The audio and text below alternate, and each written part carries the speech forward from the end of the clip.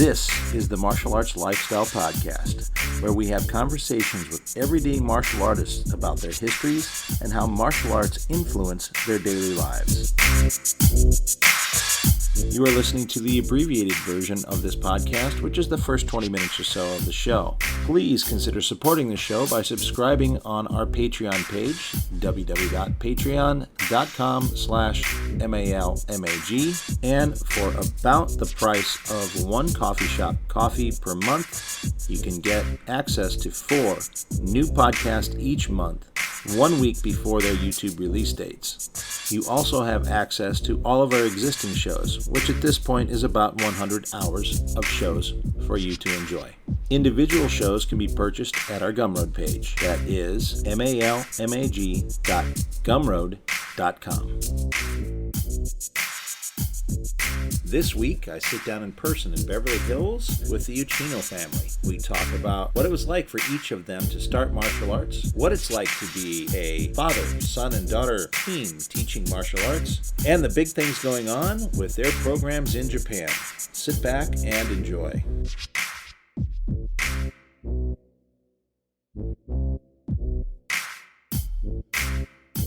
Welcome to the Martial Arts Lifestyle Podcast, and today I'm sitting in Beverly Hills interviewing one of my favorite groups of people on the planet here. It's a family, and I remember exactly when I met you guys, but I don't remember the year. I know it was, I was at the Inosanto Academy, and I think I had come in a little bit late for a Thursday morning class.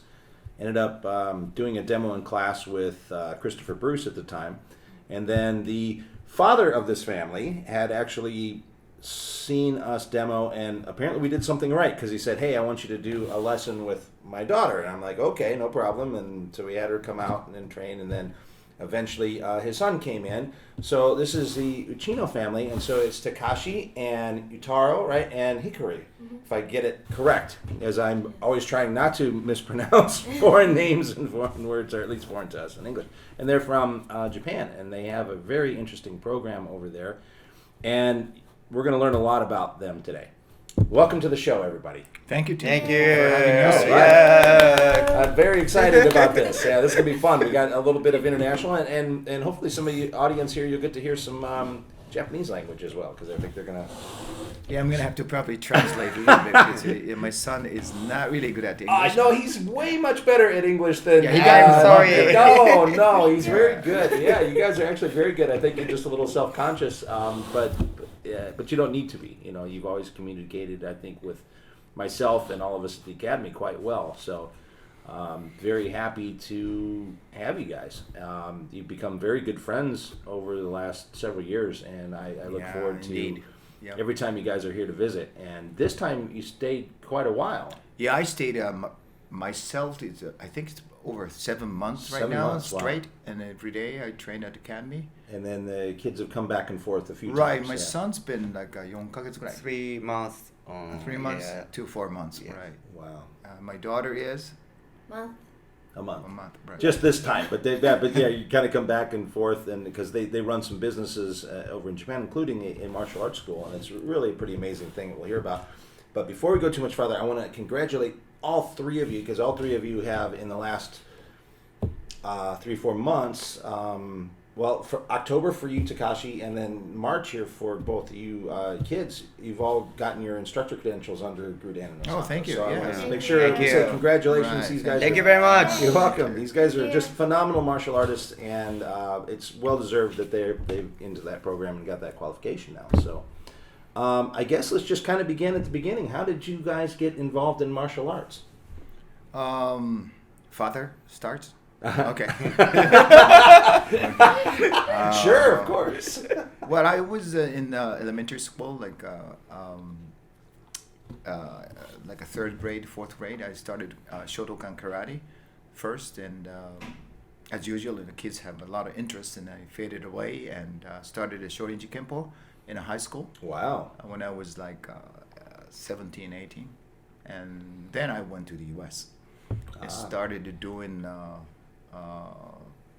I think some Taekwondo guys I worked out. And then I met Rick Fay in 1980, 83 or so. in Minneapolis, and started doing Kali and Jeet-Kune-Do under him. And a year later, I met Guro Dan Inosanto because Rick Fay had a seminar, Dan Inosanto seminar in Minneapolis. That was the first time I met him, and then probably 1984, something like that. Ever since I've been with Got hooked on that. Oh yeah. Anything else, I just focused on Kali, and especially Kali, I really like. I think it's a really enjoyable martial arts, and it's very special to me. So very cool. Okay, who's next? Okay. I started maybe 4 or 5 years old, and I had not 病気 sick. なんか日本語で言うやん、もう俺やそう。 多分体が弱かった。 He was kind 喘 of 息 he had some asthma. Oh, really? When Yes. he was little, so Wow, he didn't okay. he wasn't too healthy when he was a kid. You would never know looking at him now. He's a very healthy looking young man. Now he is. 今は健康的やけど。 Yes. で、気が弱くて、 And I wasn't really 運動も mentally too 嫌いじゃなかっ strong. I didn't really like the athletic sports and stuff, you know. But その時に父から格闘技を学び出しました。 then I suggested to do some martial arts, and I started teaching then for Wow. his health, the recovery. Yeah. Now, did you start studying with your dad, or did you start in a different martial art? 父が初めての先生ですか？格闘技。 Yes. Nice. Boxing. Boxing. Okay, gotcha. Yeah, I started teaching him boxing first because it's Yes. pretty hand motion and it's simple to kind of teach, and he really enjoyed it. Okay. Very Yeah. cool. Excellent. Okay, young lady's turn. Yes. I started martial arts in 2012 when I was 14 years old. Because 移転のさオープニングに出るっていうのを言ってる。 But we had one gym, and then I had two gyms in Osaka at that time, and then there was the opening of the second gym in 2012, and there was a big event. A lot of people came, and we wanted to do some exhibition, and I asked, she was in a part of it, and she started from there. Oh wow. Okay. So you started at 14 years old. Okay. Kari. Oh wow. Kari first. So Yeah. straight into FMA. Right, Okay. FMA, right. Man. Yeah, that's interesting. So it does. I guess we probably have different impressions, obviously, in the United States. So obviously, Japan's a country that's just loaded with martial arts tradition and all kinds of different Right. martial arts. Is it part of, say, like a physical education program? Like if you're in your regular public school, do you get taught martial arts as, say, part of like what we would call 日 a 本では gym 武道 class? を武道を授業の一環として教えてますかって。 A little. A little. Yeah, a little bit. Judo. Mm-hmm. Kendo. Kendo. Yeah, I just a few hours. Like Okay. It's not like not even once a week or something. It was just a prerequisite of Okay. physical education. Well, that's interesting. We were obligated to take it. I didn't like it, but they did it on the hard floor in judo. That was really hard. I didn't want to take it, but in those days and back in Yeah. really like in 1970, 4, they didn't have mat. Right. Yeah. Yeah, I remember I had two high school friends that were also in judo as I was in karate. So they taught me how to fall, and they taught me a few of the throws, and we pulled out very thin mat. And it was okay as a teenager when I didn't weigh that much, and Right. but I took a couple of falls too, just Right. as we were demoing on the hard floor. I'm like, yeah, I don't know. Oh, It's that not was something probably I'm interested in doing. it was probably another reason why I started doing some jujitsu stuff, the groundwork. Yeah. Kind of I postponed it quite a bit because I focused on boxing, standing martial arts to begin with, and maybe it was so much painful to fall and on the hard floor, and I just didn't like it, the judo, very much. Yeah, that's understandable. I mean, there's a thing about hobby practice, and you don't really want to get messed up for Right. things you have to do in real life for that. Yeah. So what was it about, say, the FMA that it seemed to be a kind of common 僕ら3人の中で attraction for all of you? So what was the attraction to that? I mean, especially considering, again, you're coming from a country with a very rich tradition in martial art, and you're kind of reaching out into something that's different. I mean, for us, it's not, like in America, that's not a big deal, because we're looking at the whole palette, 100%, because none of it's necessarily coming from America, so we're going, okay. And it all, in a sense, either came from American military guys coming back from different countries and teaching, or it was from immigrants coming from different Asian countries teaching martial arts. So, we got a whole buffet. So it's interesting that you guys were looking at something that was, say, Filipino martial arts. And why was that the big いや attraction 武 for 道の you 中 guys? では日本っていろんな武道ある中で、非常に質な狩りを私たちの内野家の中では狩りを選んでる、FMA も選んでるっていうのは、そこはなんか理由があるのかっていうところ Oh, because of him. My dad. Yeah. Oh, because of your dad. Okay. Yeah. Well, that's a good influence. 日本に初めて狩りを伝えた第一人者なので、もうずっと気づいたら狩りを学んでいました。Well, yeah. Okay, he said my dad is the one who was split the kari and jikundo in Japan. Mm-hmm. And yeah, that's why we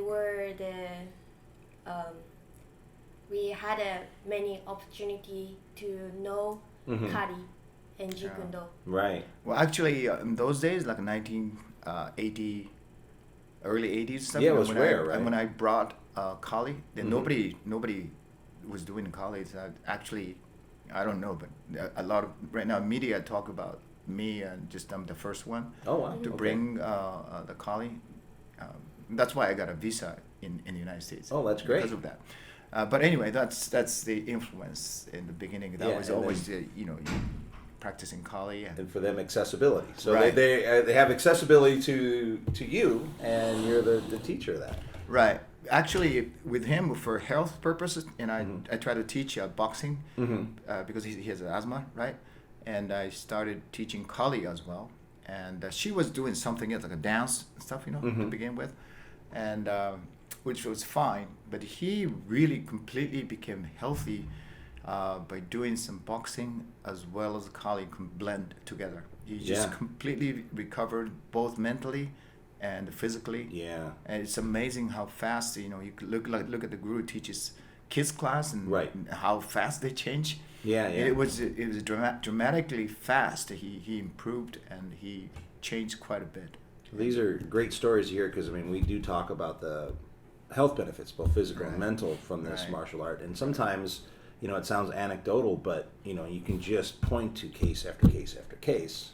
I don't have a definitive study in numbers, but, I keep meeting people, Obviously, Like some Utaro. Kali has a lot to do with some brain Yeah. improvement, or Mhm. synapse is will be well connected, Right. right to left. I'm not expert, but there's something going on. Yeah. Especially with my daughter, Mhm. she was actually late start for private school to challenge.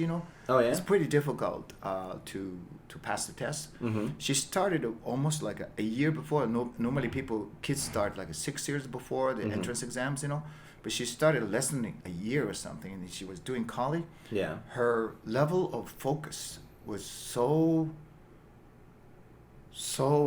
high, I thought. I was very impressed. Wow. She was in 6th grade. She studied until like 2 o'clock in the morning. Yeah, I was the one who had to teach, some of the basic math and stuff like that. But the matter of just a couple of months, and I wasn't able to answer her questions because it was so difficult. Wow. Yeah, but she was just going and she was focusing on it, and she passed the test, and she got into very, very well-known school. I do believe it's because of Kali. Wow. Yeah. So really Kali cool. has a lot to offer in Japan for especially kids and the elderly like me. Wow.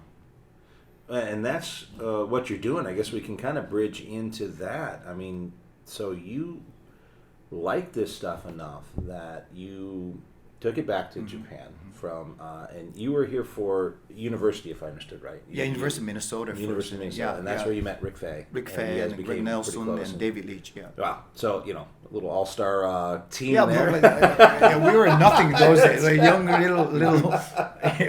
Greg was getting a lot of interesting trouble, by the way. I can believe that. I don't know if I should say that, but he was so much. We trained every day, and he was great and a great wrestler. He went national, and he was a great guy. And because we lived right across the street. Okay. So we just worked out, every day.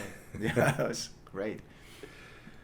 But when I was in Japan, Rick came every 2 years or 3 years, So I had to preserve what he taught me because we forget, we videotape, but it's hard to train by ourselves, So that's how I came up with the RhythBox. Yeah. Well, that's smart. And then, you got two built-in training partners here with your kids. Yeah, when they were little, they didn't listen to me too well. Well, that's normal. That's how it goes, They wanted to do whatever they wanted to do. So That's normal. Yeah, I know. So, you took this back then and you made a business. You made a very interesting business. And I definitely want these folks to talk about this a little bit because when I first met you, you told me about it. And it was interesting as I was trying to kind of gather the concept of what it was. And I'm thinking, okay, I kind of understand. And then I think it was you that showed me when I trained you, Hikari, in the when we came to the park and trained with us, you were kind of showing us some video, I think, on Instagram about what it was.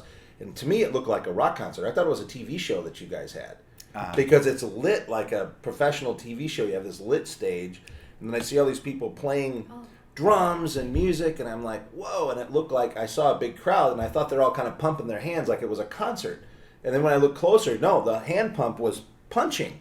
And I'm like, no, they're working out. And so I told Chris, I said, looks like a big deal, whatever this is. I said, I said, Takashi described it to me, but what I'm seeing is like even more colorful, I think, is the best, and energetic than what I had thought. So I knew it was something really neat the moment you showed me the video. And so it's still hard for me to describe it other than saying it's really cool, which doesn't help an audience that much. So I'm going to let you guys describe what it is that you've created here with RhythBox and your whole method. When I first brought the Kali in Japan for the first time, and nobody knew, and not many people showed interest because I showed a 6 count. Yeah. And they were complicated. Instantly they turned off. They said, "Oh, this is too sophisticated." So right. They didn't really want to do. They only a very very core people that they work for me right now. Those people about over 30 years ago lasted. So I had to come up with something that would be simple and I targeted the ladies, non-martial artists people,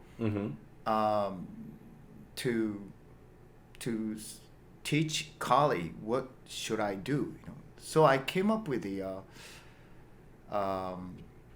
simple method, which is called, I use the rhythm, taiko, music, and it's called Rhythmic Boxing.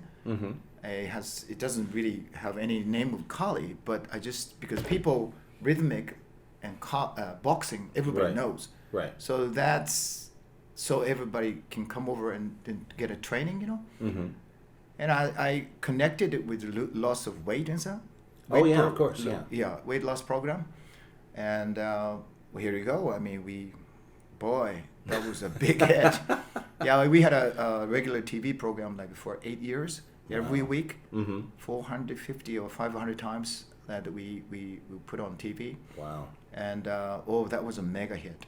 And then they started, in the middle of it, they saw my live show and TV show, and I'm a choreographer. I choreograph to preserve what Rick and Guro Dan taught me because I forget. But only memory that I have with them is the not really a lot of techniques in motion, silat and over to Wing Chun stuff, but the rudiment training. Okay, yeah. Yeah, I choreographed the rudiment, and then that's what you saw, and Right. everybody liked it very much because it wasn't too difficult. You're right, yeah. So then I made it like a live show, and I put everybody on the stage and performed, and oh boy, That's what I saw. really, I thought that was really yeah. Well, incredible. then ever since we've been doing that more than 25 years, and then this coming August we're going to be doing a big 2024. It's a big one, yeah, coming up. So Wow. So how many people do you usually have in your just about like in your class, like a regular class, let alone an event? Yeah. The place where we do the live show is it's a very well known live house. It's called Zeppu, Osaka. But the capacity, because we move, is about max would be 1,000. So about just 1,000 people come here. It's all members that over us. Come. Okay, so that's members of your, Right. and is that, because I know you have multiple locations too, so that's Right. people coming in from all over the country? Yeah. Oh, wow. Yeah, and so that's a once a year deal. Wow. And I make all the choreographs, and everybody learns it, and then they contest on the stage, and then we decide who's number one. Man, I gotta go see that. That sounds great. I mean, I'm thinking 120 people at Sea-Lot camp's a big thing, let alone 1,000 people. That'd be incredible. Yeah, there's the first session will be the regular members, club members competition. That would be I think about 400 to 500 people, and then the other half would be just a professional demonstration of a choreograph, and then that would be all together, and then you get quite a few people. It becomes like we select the good music, and we choreograph. Wow, that's really cool. So that's a lot of people really interested. So what is it? And this concludes the abbreviated version of the podcast. Please consider supporting the program by going to www.patreon.com/malmag and subscribing to the show. You can also purchase this individual episode or any individual episode at our Gumroad page. That's malmag.gumroad.com. Thank you for listening to this episode with the Uchino family. Coming up next week, I connect to Baltimore on Zoom and we talk to Joey Murata. Our Malmag online store at martialartslifestylemagazine.com has a full selection of Timmy B's brand sticks for FMA and Krabiker Bong. Timmy B's brand now selling in Japan as well. Beautiful Timmy B's brand shirts and Dos Manos shirts are available with new t-shirt designs and more products coming soon. An online course in the Dos Manos method for FMA is available under the Courses tab. More courses coming soon. Check out the Places to Train tab to find schools near you, and click on the Events Calendar page to see what seminars and events are happening all around the world. And of course, visit our main page for articles on the martial arts. Music by Jackal Relic.